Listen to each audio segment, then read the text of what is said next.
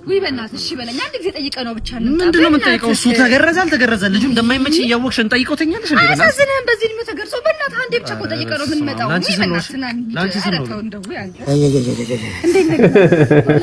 አሁን ተከፍ ደረክ ምን እየሰራ ነው? እስከዛሬ የት ነበርክ? በእናትህ አሁን ይሄንም አትችልም አይደል? ይሄ እንደዚህ ቄንጠኛ በስነ ስርዓት ተቀመጥኩ። ራሱ እንኳን የጨፈር እንጂ ሰው ተገርዞ አይደል እንደዚህ ጋር እያየናለ ይሄን አትችልም። ለአንድ ለሶስት ወር ተጫውቱ በቃ። እኔ ሽንቴን ሸንቼ ልምጣ መሻ ስለምችል ሸንቼ ልምጣ።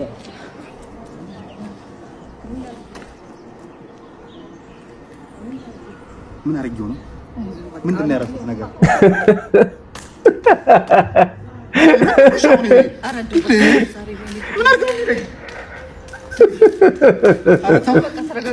ምን አድርጌው ነው?